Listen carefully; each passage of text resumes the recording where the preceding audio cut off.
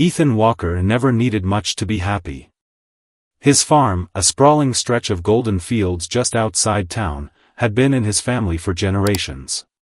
The land was his pride, his legacy, and most importantly, his peace.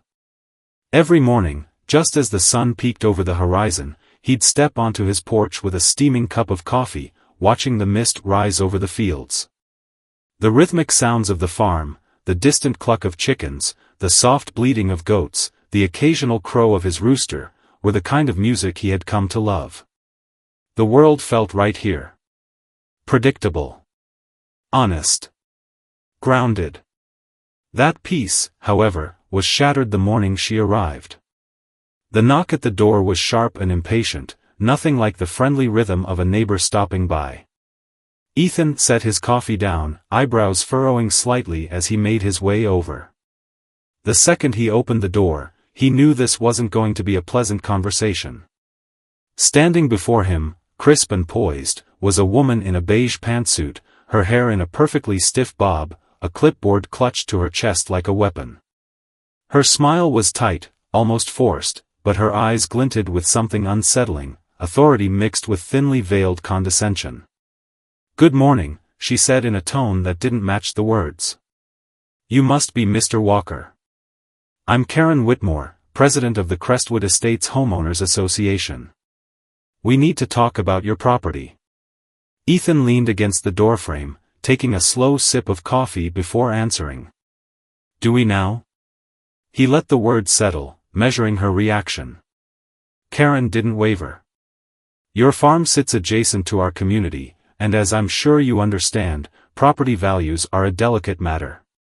We've received several complaints about, well, a number of things. Your barn, for instance, is quite an eyesore.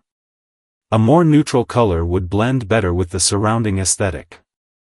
Ethan raised an eyebrow. "The barn?" He glanced toward the sturdy old structure, its red paint faded but still standing strong after nearly 60 years. His grandfather had painted it himself, and to Ethan, it was a piece of history, not a blemish on the landscape. "And then there's the noise," Karen continued, undeterred. "Your rooster, some of our residents have complained about being woken up before sunrise. It's quite disruptive." Ethan studied her for a moment, fighting the urge to laugh. "You're telling me that people who moved next to a farm are upset that farm animals make noise?" Karen's lips pressed into a thin line. "Mr. Walker, I understand that change can be difficult, but this is really in everyone's best interest. I'd hate for this to become a more complicated issue." That was the moment Ethan realized this wasn't a conversation. It was a warning. His easygoing demeanor hardened slightly as he crossed his arms. "Miss Whitmore, I appreciate you stopping by, but my farm isn't part of the HOA. I don't answer to your rules, and as far as I can tell, my land, my barn, and my animals aren't hurting anyone." Karen's expression never faltered, but the glint in her eyes darkened. "We'll see about that," she said, voice low with unmistakable intent. She turned sharply and marched back toward her SUV, her heels clicking against the gravel. Ethan watched as she drove away, a thin trail of dust swirling in her wake.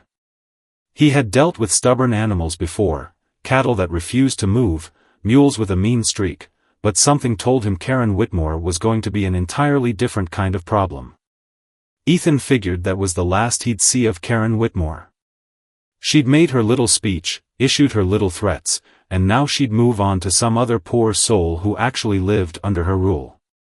But just 2 days later, an official-looking envelope arrived in his mailbox, the HOA logo stamped in the corner like a brand of ownership. He tore it open with a dry chuckle, already expecting nonsense, but even he wasn't prepared for the absurdity inside. The letter, written in the kind of language that sounded professional but meant nothing, formally demanded that he comply with community aesthetic standards and cease all disruptive activities. In plain English, it told him to paint his barn beige, get rid of his rooster, and generally stop existing in a way that offended Karen's delicate sensibilities. The best part? The letter had absolutely no legal weight, his farm wasn't under Crestwood's jurisdiction. They had no authority over him. He tossed it onto the kitchen counter, figuring that was the end of it. But Karen wasn't the type to take no as an answer. The next morning, a county zoning officer showed up at his gate. The man, dressed in khakis and a county-issued windbreaker, adjusted his clipboard with a sheepish look. "Mr. Walker, we've received a complaint about a possible agricultural nuisance." Ethan folded his arms. "Nuisance?" "Yes, sir. Specifically, livestock noise disturbing nearby residents." Ethan smirked. "You mean my rooster?" The man hesitated before nodding. "Technically speaking, yes." Ethan exhaled, shaking his head. "Let me guess, Karen Whitmore?" The zoning officer cleared his throat. "I'm not at liberty to discuss the complainant, but, let's just say you aren't the first property she's had concerns about." That much was obvious. But what caught Ethan's attention was the wording of the complaint. Agricultural nuisance. That wasn't a real issue, at least, not for a farm that had existed long before Crestwood Estates was ever built. "You're telling me the county is actually considering taking action over a rooster?" Ethan asked, incredulous.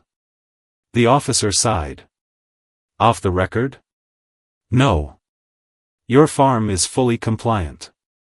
But someone with influence, his eyes flicked toward the pristine homes of Crestwood Estates, pressured the department into revisiting an old ordinance. "If they can prove you're causing a disruption, they might have grounds to fine you." Ethan clenched his jaw. This wasn't about noise. This was Karen looking for loopholes, twisting the law to bend reality to her will. "Well," he said after a moment, forcing himself to stay calm, "you're welcome to take a look around, but I promise you won't find a single thing out of order." The officer did just that, walking the property, checking the pens, even listening to the rooster himself as if trying to measure its volume against some imaginary limit. Finally, he returned to the gate and shook his head with a chuckle. "Yeah, this is ridiculous. I'll file my report, clear you of any violations." Ethan thanked him and watched as he drove off. But he knew Karen wouldn't stop there. Sure enough, the next week, animal control arrived. "Mr. Walker, we received an anonymous complaint about alleged neglect on your farm," a uniformed officer explained, stepping out of his truck. Ethan let out a slow breath. "You have got to be kidding me." The officer frowned.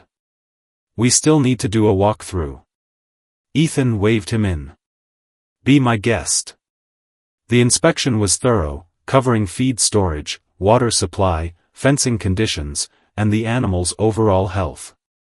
The officer even examined the goats for signs of mistreatment, as if Ethan had been secretly starving them in between tending his crops and running a fully functioning farm. After what felt like an eternity, the officer returned, shaking his head. "No issues here. Whoever filed this report either has bad information or a personal grudge." "Oh, I can tell you which one it is," Ethan muttered, jaw tight.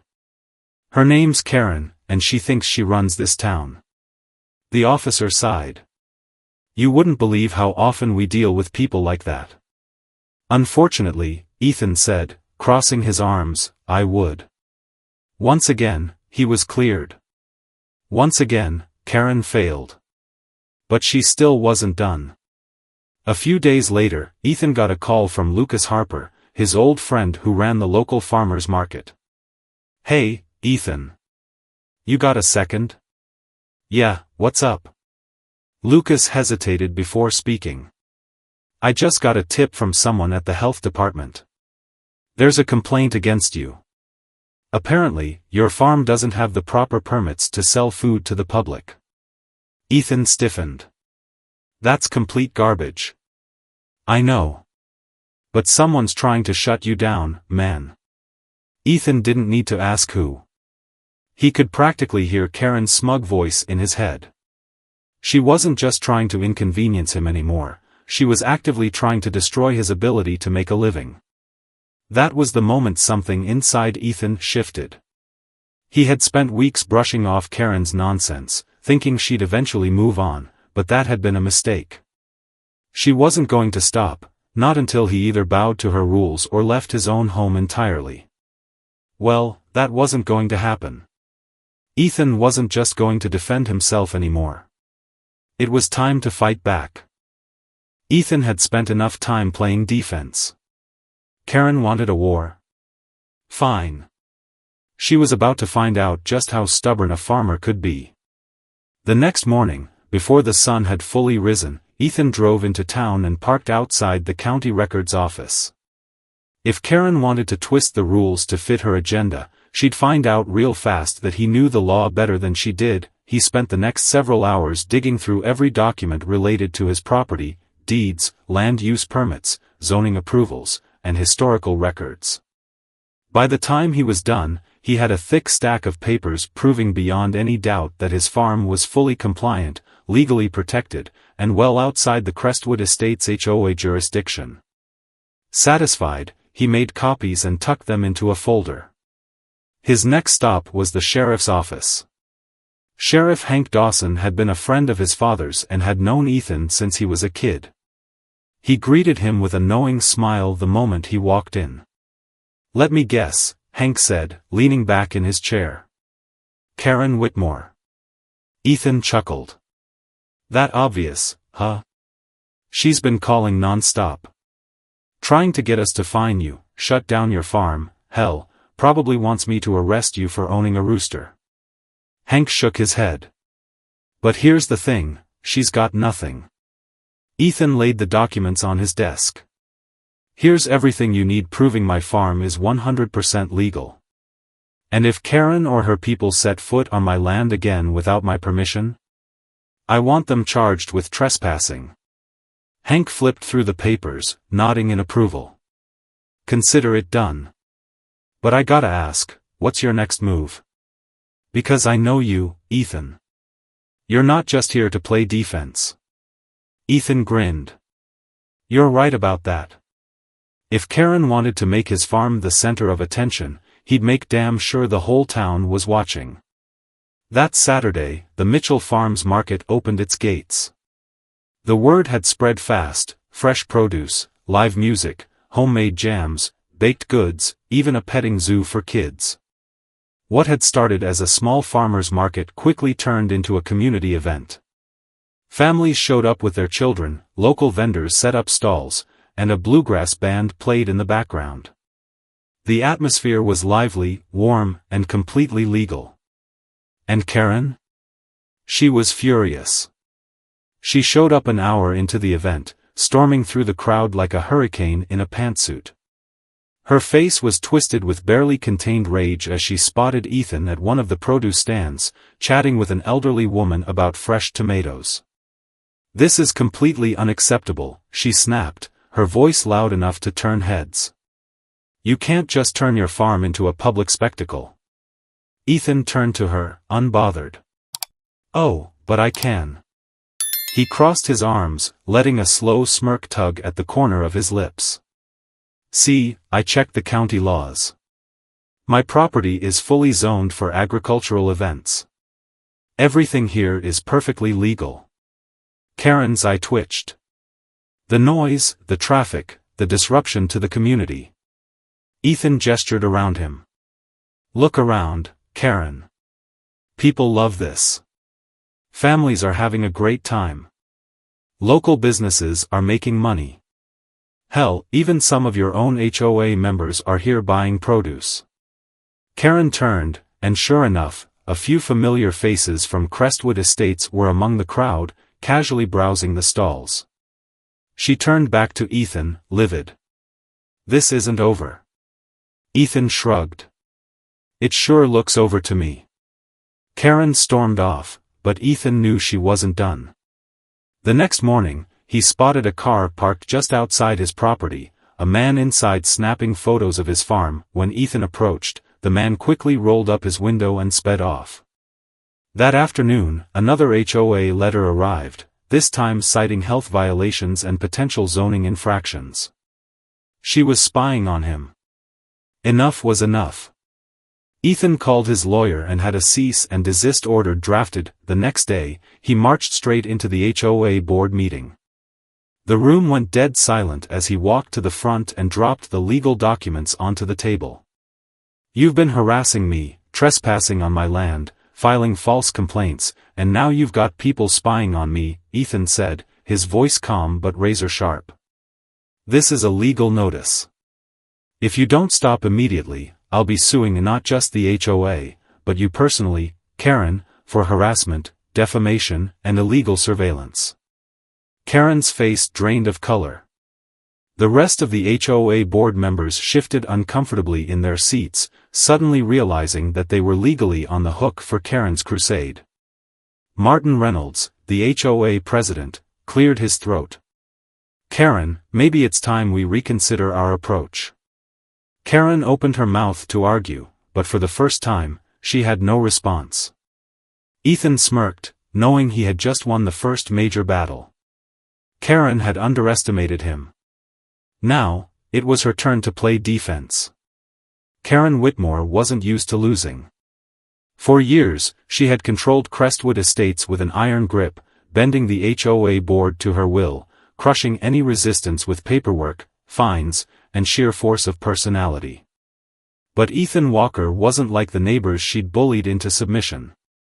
He wasn't afraid of her threats, wasn't intimidated by legal jargon, and, most importantly, wasn't backing down.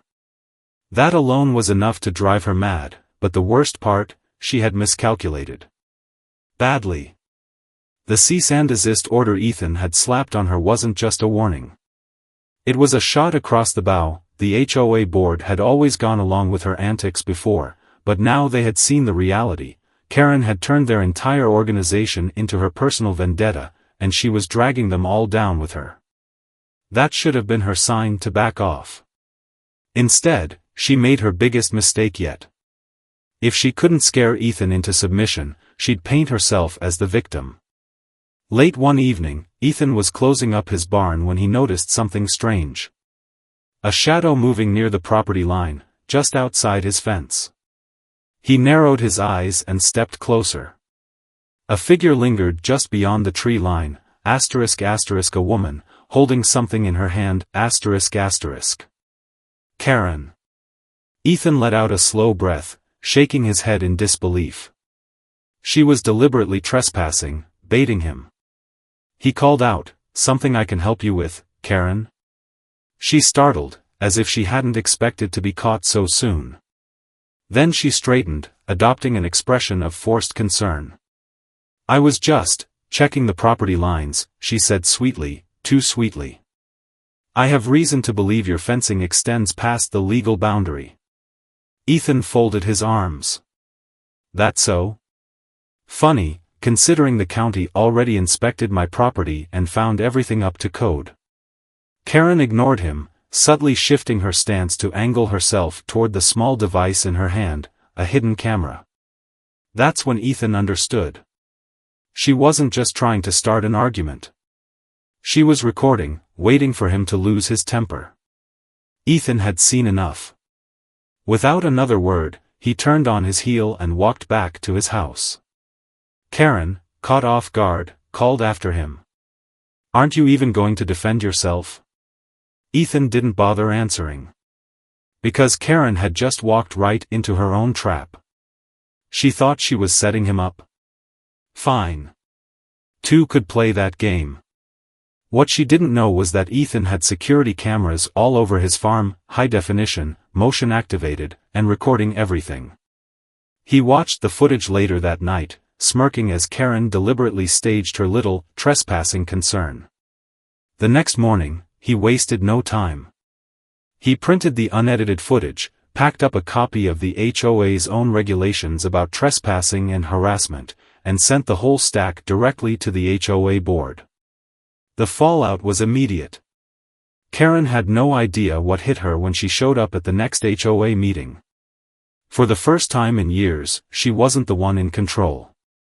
The moment she walked in, the air was different. Board members, people who had once followed her blindly, ***, were whispering, exchanging knowing glances, ***. And then Martin Reynolds, the HOA president, dropped the bombshell. "We've received compelling evidence that you've engaged in trespassing, harassment, and attempted entrapment against Mr. Walker," he said, his voice clipped and professional. He slid a folder across the table. "Security footage. The unedited kind." Karen's face went pale. "I was conducting an investigation," she argued, her voice sharp with desperation. Martin didn't blink. "That's not your job, Karen. And frankly, it's clear you've gone too far." Karen's jaw tightened.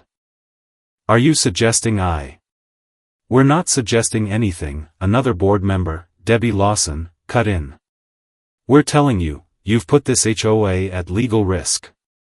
And then, just when Karen thought it couldn't get worse, Frank Sullivan, a retired veteran and longtime homeowner, stood up with another stack of documents. "I've done some digging," Frank said. "Turns out, Karen's been using HOA funds to cover legal expenses, ones that had nothing to do with community upkeep and everything to do with her personal vendetta." A stunned silence filled the room. Karen opened her mouth, but no words came out. For the first time, she had no defense. Martin cleared his throat.